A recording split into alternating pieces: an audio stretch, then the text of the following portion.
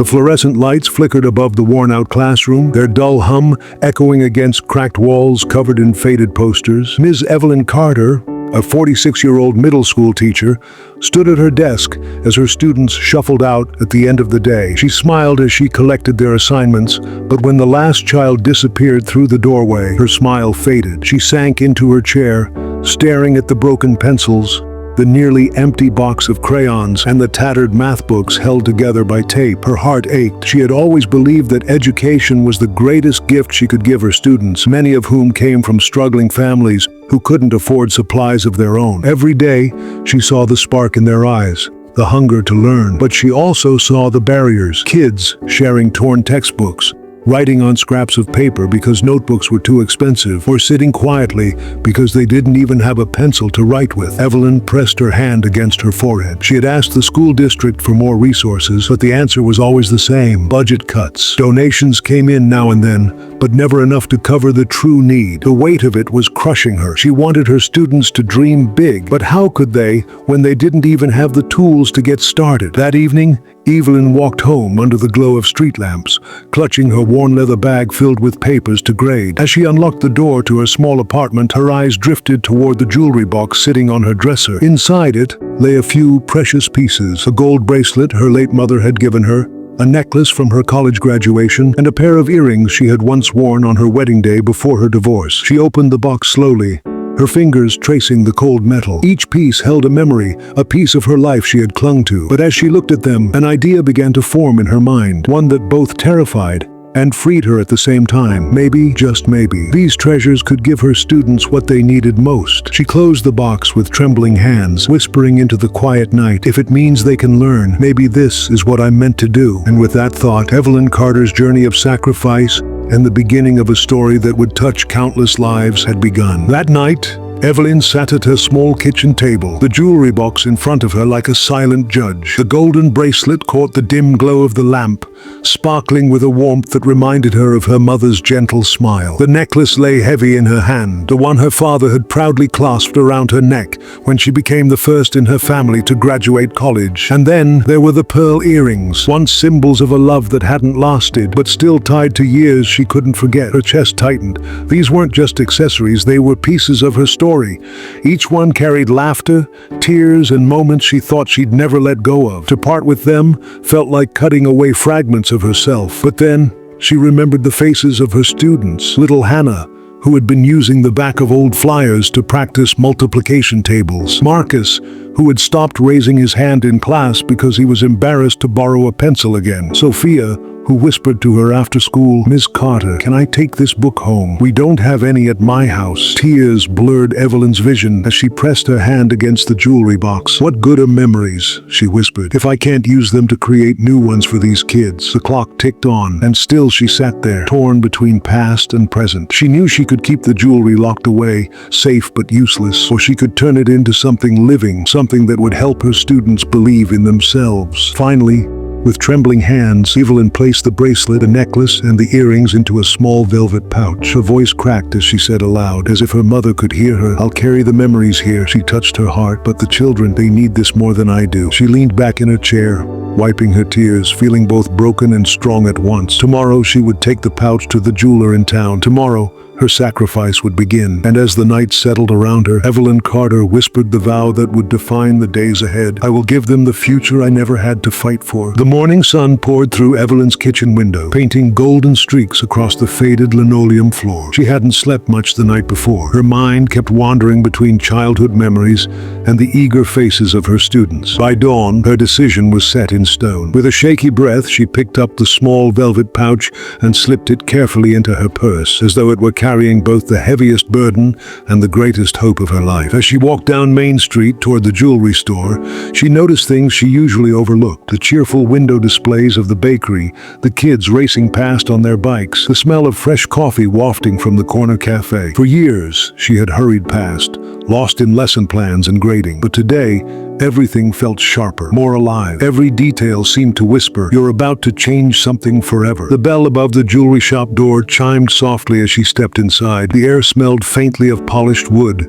and metal. Behind the glass counters, rows of gleaming rings, necklaces and bracelets sparkled under the warm lights, luxuries Evelyn hadn't thought about in years. "Good morning, Miss Carter," said Mr. Lawson, the store's elderly owner, adjusting his glasses as he looked up from his ledger. Everyone in town knew Evelyn. She was the teacher who bought crayons with her own paycheck, the one who stayed after hours to tutor kids, the one who never turned away a student in need. She offered him a faint smile, her voice steady, but her heart pounding. "Good morning, Mr. Lawson. I need to sell a few things." His expression softened as she placed the velvet pouch on the counter. He opened it carefully, and his eyes widened as the gold bracelet slipped into the light, followed by the necklace and the pearl earrings. For a moment, there was silence. Evelyn kept her hands folded tightly, her nails digging into her palms. "These are beautiful pieces," he said quietly, almost reverently. "Are you sure you want to part with them?" Her throat tightened. She wanted to scream no.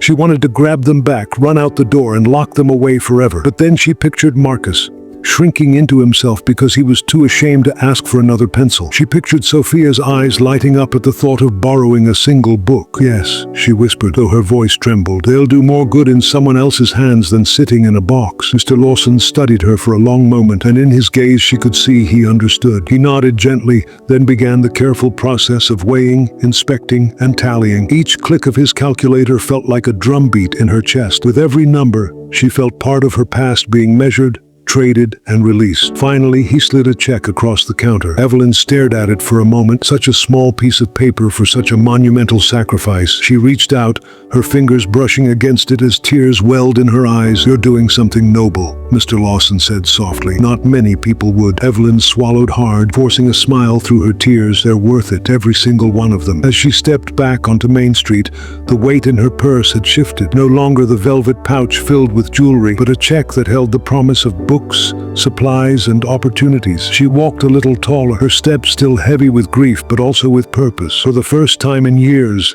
Evelyn Carter felt the quiet power of sacrifice. She had given up a piece of her own story so her students could write theirs, and deep inside, she knew this was only the beginning. The very next day, Evelyn arrived at the school earlier than usual, her heart pounding with anticipation. The check she had clutched so tightly the night before had already been exchanged for boxes of supplies now stacked neatly in her car. Books, notebooks, sharpened pencils, markers, maps, and even a few second-hand science kits she had bargained for at a discount. Each box felt like treasure, and she couldn't wait to share it. As she hauled the first box down the quiet hallway, the janitor, Mr. Bennett, raised an eyebrow. "Starting a bookstore, Ms. Carter?" he teased. She laughed softly, brushing a strand of hair from her face. "Something like that. Just making sure my kids have what they deserve." When she opened her classroom door, the space felt different already, as if it were waiting for transformation. The walls, once bare except for a faded bulletin board, now had posters of world maps, inspirational quotes, and colorful charts waiting to be pinned up. She carefully unpacked each item, arranging stacks of storybooks by genre, sliding fresh notebooks into every desk, and placing jars of bright pencils in the center of each table. But the crown jewel of it all was the bookshelf, a sturdy, simple wooden shelf she had found at a thrift shop. She polished it until it shone, then filled it with novels, picture books, biographies, and dictionaries, stories that would open worlds her students had never stepped into before. By the time the children filed into class that morning, Evelyn was buzzing with nervous excitement. Marcus stopped in the doorway, his eyes widening as if he had stepped into another universe. Sophia gasped, covering her mouth with her hands. Other students rushed to the shelves, fingers grazing the spines of books, as if they couldn't believe they were real. "Is this all for us?" one girl whispered. Evelyn nodded, her throat tightening. "Yes, every single one of these is yours to read, to learn from, to dream with. This classroom belongs to you." The room erupted with joy. Children clutched books to their chests, flipped through pages eagerly, and compared covers with one another. Marcus sat quietly at his desk, a brand new pencil in hand, his eyes shimmering with something Evelyn hadn't seen in a long time: hope. As she watched them, Evelyn's heart swelled. The sacrifice she had made, the memories she had let go of, suddenly felt small compared to this moment. This was why she had done it, for these smiles, for this light. Later, during reading time, she sat at her desk, pretending to grade papers but secretly watching her students immerse themselves in their new treasures. The hum of turning pages was the sweetest music she had ever heard, and though the jewelry she had once cherished was gone, Evelyn realized she had traded gold for something far more valuable: the brilliance in her students' eyes. For the first time in a long while, the classroom wasn't just a room, it was a sanctuary of dreams. Word travels in small towns faster than anyone can imagine. By the end of the week, whispers about Evelyn's transformed classroom began drifting through the community like a soft breeze. Parents noticed their children coming home with a spark in their eyes, clutching books they couldn't stop reading, pencils they didn't want to put down. At the grocery store, at church, even at the gas station, people asked the same question: did you hear what Ms. Carter did for her students? At first, Evelyn brushed it off. She hadn't told anyone about pawning her jewelry. She hadn't wanted praise. To her, it was a private choice, a quiet sacrifice for the children she loved. But stories have a way of shining through no matter how tightly we try to hide them. It was Marcus's grandmother, Mrs. Henderson, who let the truth slip. She told a neighbor how Evelyn had sold her wedding necklace to buy books, something the boy had shared in his innocent excitement. That neighbor told another, who told another, until suddenly Evelyn's act of kindness wasn't just a rumor. It was the story on everyone's lips. One afternoon, while she was pinning another chart on the classroom wall, Principal Davis stepped into the room. His eyes softened as he looked around at the vibrant shelves and the children deeply absorbed in their new treasures. "Evelyn," he said quietly, "the town is talking. They know what you did." Her cheeks warmed with embarrassment. "I didn't do it for recognition," she replied, her voice low but steady. "They needed it more than I did, that's all." He smiled, almost in awe. Sometimes the things we do in silence echo louder than any words. That evening, as Evelyn walked home beneath the amber glow of the streetlights, she noticed something she hadn't before. Neighbors smiled at her a little longer, nodded with more warmth. A young mother stopped her on the sidewalk just to say thank you. Even the owner of the local bookstore slipped a note into her bag after she purchased a few more supplies for Ms. Carter's students on the house. Her sacrifice, once meant for only her classroom, had begun to ripple outward. It was as if the small act of letting go of her jewelry had lit a lantern, and now the entire community was starting to carry its glow. And for the first time, Evelyn realized something profound. She hadn't just bought books. She had sparked a movement of care, of kindness, of giving. The jewelry she had sold was gone, but in its place, she had given birth to something that might last far longer than gold ever could. A community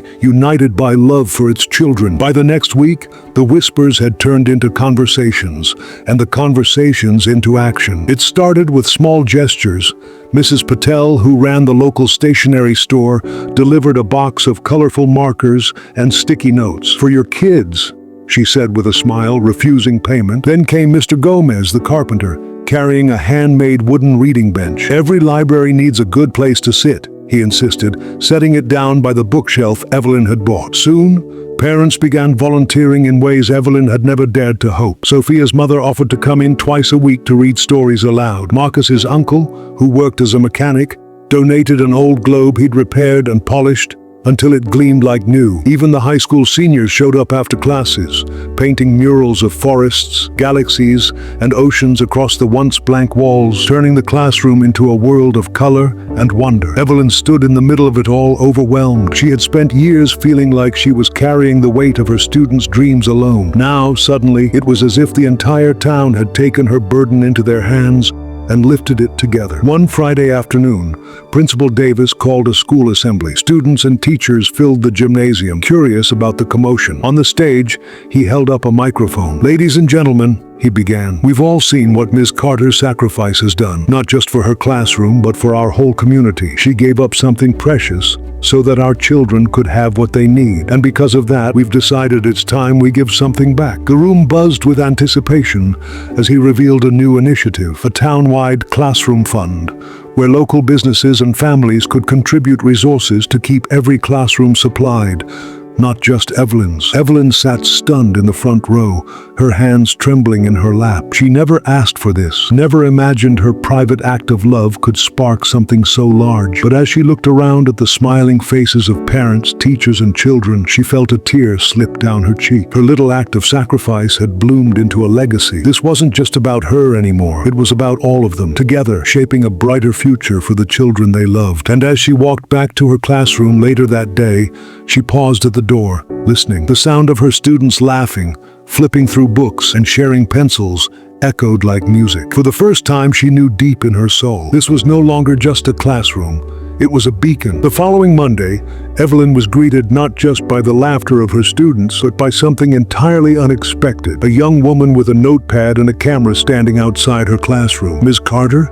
she asked with a warm smile. "I'm Rachel Thomas, a reporter from the County Gazette. I've been hearing about the incredible changes you've made here. Do you mind if I ask you a few questions?" Evelyn froze. She had never wanted the spotlight, never imagined herself as the subject of headlines. But when she looked past Rachel to see Marcus and Sophia peeking curiously through the window, clutching their new books, she realized this story wasn't about her. It was about them, about every child who needed hope. The article appeared the very next day. Teacher sells her jewelry to buy books for students.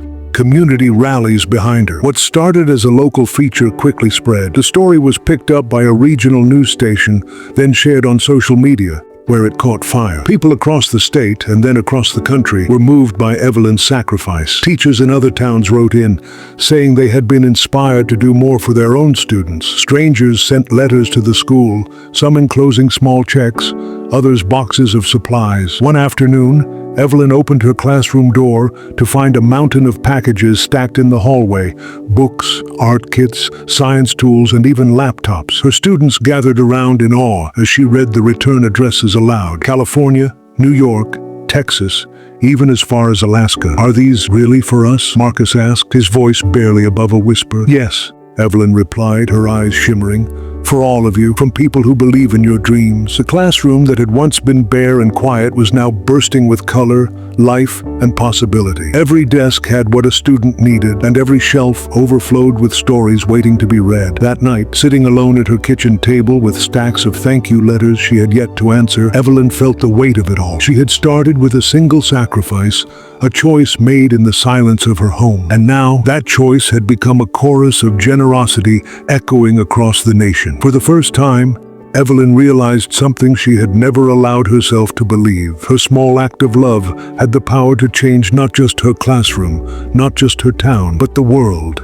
It wasn't long before Evelyn's phone rang with an unfamiliar number. On the other end was a cheerful producer from a national morning show. "Miss Carter," the woman said, "the country has fallen in love with your story. We'd be honored to have you on our program to share it." Evelyn almost dropped the receiver. She had never been on television in her life, never imagined speaking to more than a classroom of 25 students. I'm not sure I'm the right person," she stammered. But then she thought of Marcus tracing the words in his first book, of Sophia cradling her new notebook as though it were gold. She wasn't doing this for herself. She was doing it for them, for every child who needed someone to speak up. And so, with a deep breath, she said yes. 2 weeks later, Evelyn stood backstage under bright studio lights, her hands trembling as she smoothed her simple navy dress. She hadn't bought anything new for the occasion. She didn't need to. The true jewels she carried were the stories of her students. When the host introduced her, the audience erupted in applause. Evelyn walked out, blinking against the cameras, her heart pounding in her chest. She sat down,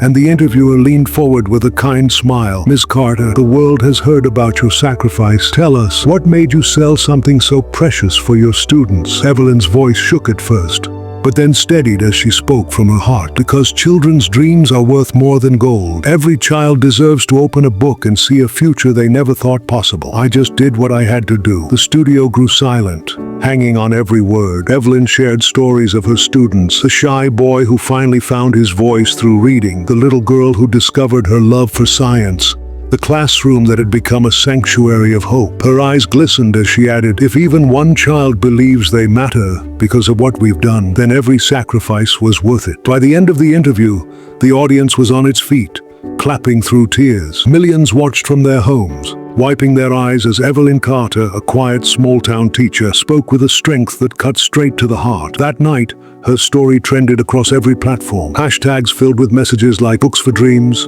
and Evelyn's Legacy. People donated, volunteered, and even began campaigns in their own communities, inspired to make sure no classroom ever went without again. And as Evelyn sat back in her modest living room, watching the replay on her old television, she didn't see herself as a hero. She saw herself as she always had, just a teacher. But now she was a teacher with a voice that had reached the world. The days following Evelyn's television appearance were unlike anything she could have imagined. Letters poured in by the hundreds, then by the thousands. Some were written in shaky crayon by children she'd never met. "Thank you for caring about kids like me." Others came from retired teachers, parents, or even CEOs pledging support. One envelope held nothing but a pressed flower and the words, "Your story gave me hope again." But the most astonishing call came from a group of philanthropists who wanted to establish something permanent, the Evelyn Carter Foundation for Learning. Its mission was simple, yet profound. No child in America should ever sit in a classroom without books, pencils, or the tools to dream. Evelyn, overwhelmed, could only whisper, This is bigger than me." Back in her own classroom, she began to notice subtle but powerful changes in her students. Marcus, once quiet and withdrawn, now carried his new notebook everywhere, filling it with poems he shyly began to share. Sophia, who once shrank from math, started using the donated science kits, her eyes lighting up as she built tiny experiments. Even the most restless students seemed to sit a little taller, as if they finally believed their futures mattered. One afternoon, Evelyn asked the class to draw what they wanted to be when they grew up. The room buzzed with color and imagination. Astronauts, doctors, teachers, artists. Marcus handed her a page last. On it, he had sketched a classroom filled with bookshelves and smiling children. At the front stood a figure with kind eyes and a warm smile. Beneath it, he had written, "I want to be a teacher, just like you." Her throat tightened as she held the drawing close. She had once traded her jewelry for pencils and books, but now she realized the true treasure, the seeds of inspiration blooming in her students. The town, too, began to change. The classroom fund expanded, new programs blossomed, and parents who had once felt powerless now volunteered proudly. Evelyn's sacrifice had sparked not just generosity, but a belief in the power of education itself. Late one evening, as she sat in her classroom surrounded by stacks of donated books, she whispered into the stillness, "This is what forever looks like." The jewelry she had let go of would have gathered dust in a drawer. But here, in the laughter of her students, in the dreams scribbled on paper, and in the foundation that now carried her name, her sacrifice had become a legacy. And Evelyn Carter, the quiet teacher who once thought she was alone, now understood she had given the world something far brighter than gold. She had given it hope. Years slipped quietly into the future, and Evelyn Carter, once the small-town teacher with a heart too big for her classroom, found herself walking through the halls of a brand-new school. Its walls were lined with bright murals painted by children, the library overflowing with books, the science labs alive with curiosity. Above the entrance gleamed a bronze plaque, the Evelyn Carter Academy for Learning. She paused beneath it, her cane resting lightly in her hand, and felt her chest tighten, not from age, but from awe. She had never sought her name in lights, never dreamed of a building carrying her legacy, yet here it stood, bustling with laughter and possibility, all because years ago she had chosen sacrifice over comfort. In the auditorium, rows of children cheered as alumni took the stage, students she once knew as shy, struggling kids. There was Marcus, no longer the quiet boy with downcast eyes, but a published poet, reading verses that moved the room to tears. There was Sophia, now a scientist, speaking passionately about her work developing technology for clean water in underserved communities. Others had become doctors, artists, educators, parents, each carrying a spark Evelyn had once nurtured. When they spotted her in the audience, the applause grew thunderous. Evelyn's eyes brimmed with tears as she whispered, "Oh, my sweet students, look at you now." Later that evening, one of her former students approached her with a smile. "Ms. Carter, do you know why we've come this far? Because you showed us we mattered. You traded gold for our dreams, and now those dreams have built something eternal." Evelyn clasped the student's hands, her voice soft yet steady. "It was never me alone. It was love. It was community. It was all of you who carried it forward." As she stepped outside into the cool night air, Evelyn looked up at the stars, her heart full. The jewelry she once sold had long been forgotten, but what it purchased, the belief in possibility, had multiplied 1,000-fold. She smiled to herself and thought, hope is the only treasure that grows when you give it away. And in that moment, Evelyn Carter knew her story was no longer just her own. It belonged to every child, every dream, and every life touched by the power of selfless love. Evelyn's story teaches us that true wealth is not measured in jewelry, money, or possessions. It is measured in the lives we touch and the hope we inspire. A single act of selfless love can ripple outward, transforming classrooms, communities, and even generations. When we choose compassion over comfort and give from the heart, we plant seeds of change that outlast us, proving that the greatest treasures we can leave behind are opportunity, education,